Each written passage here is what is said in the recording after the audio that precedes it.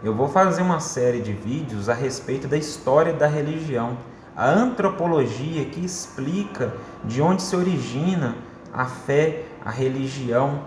E nada mais justo do que começar do princípio, como nessa imagem aqui, né? A religião, ela se inicia depois da revolução cognitiva, que é quando o homem começa a raciocinar, a se entender no mundo. Estou aqui.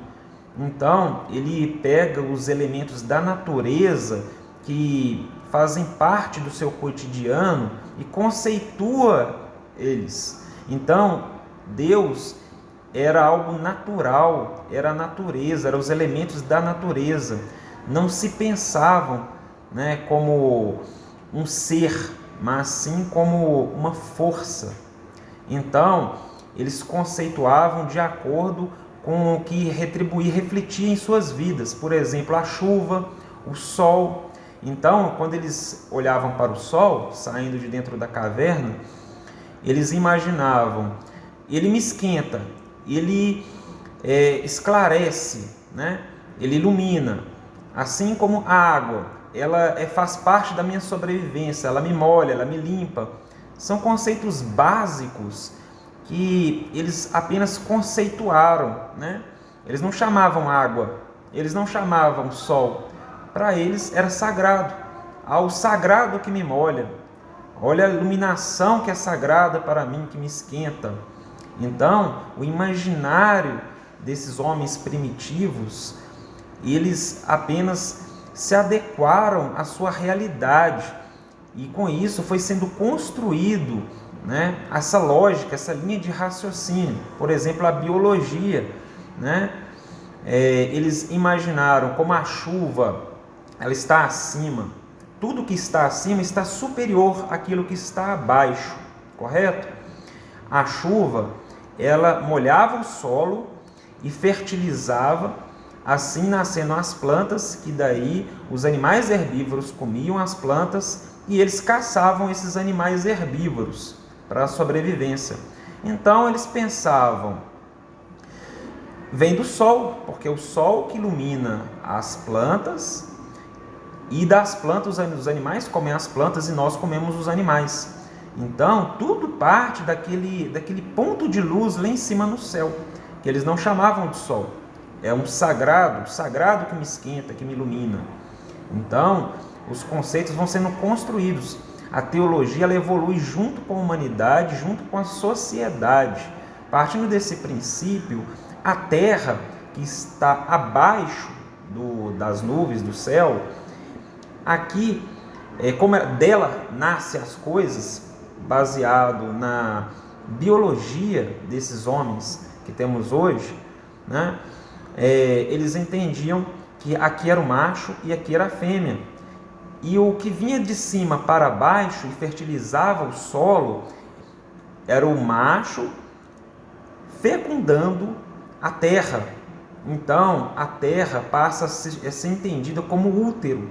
E quem está acima é o macho, aquele que introduz, aquele que tira uma parte de si, um pedacinho de si e se expande.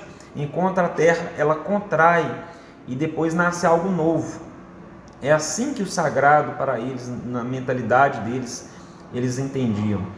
Faz todo sentido, tanto que no hermetismo é assim que é compreendido dos fundamentos da filosofia hermética, né, na Cabala.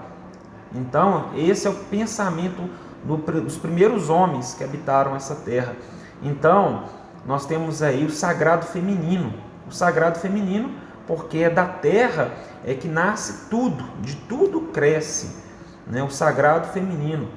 Então, quando os homens descobrem o fogo, por exemplo, né, que foi juntamente com a revolução cognitiva, nós temos aí o fogo é sagrado, né?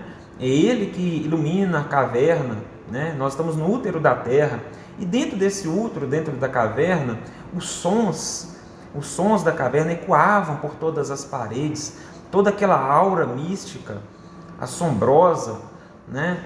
Corria pelas galerias e todos da sua tribo, seus clãs, podiam escutar. Ali se reuniam as famílias, porque lá fora era muito perigoso. Nós temos que entender que aquela realidade para eles era uma realidade muito perigosa. Eles não sabiam se voltariam para casa depois da caça, porque cada dia que ia caçar voltavam menos, né? Morriam pelos predadores, que eram muito mais abundantes que hoje em dia. Muitos já se extinguiram, entraram em extinção, e nós podemos ver pelos desenhos nas paredes o tamanho dessas feras que existiam naquela época, né? Que eles tiveram que enfrentar, domar, entrar no meio da floresta para poder caçar, né?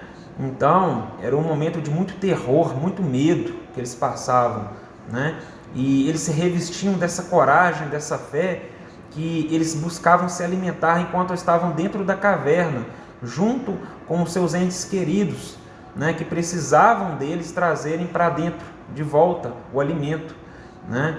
Podemos entender aí também que o que fez a gente crescer também foi o regime de colaboração. É isso que nos fez proliferar sobre a terra, e não a maldade, não o egoísmo, como a gente acha que é o sobrevivencialismo, né, que nos fez sobreviver, né, a maldade do homem. Mas não foi isso. Foi essa colaboração, essa empatia. Por isso que nós temos ela bem desenvolvida.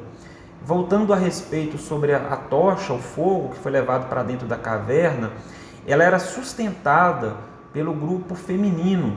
As mulheres eram responsáveis por manter a tocha acesa, a tocha que era tão importante para eles, né? Então, e juntamente com o sagrado feminino, as mulheres, os primeiros deuses eram femininos, né? Deuses da fertilidade, por causa da terra. A terra é o útero, então o sagrado feminino. E a mulher era responsável por segurar essa tocha, porque eles não saberiam recriá-la. E apesar deles saberem buscar a tocha, como eles descobriram o fogo, reproduzir o fogo é outra conversa, né?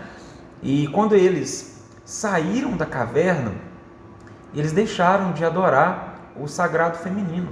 Eles deixaram de adorar o sagrado feminino porque eles perceberam que poderiam morar lá fora a partir da revolução agrícola.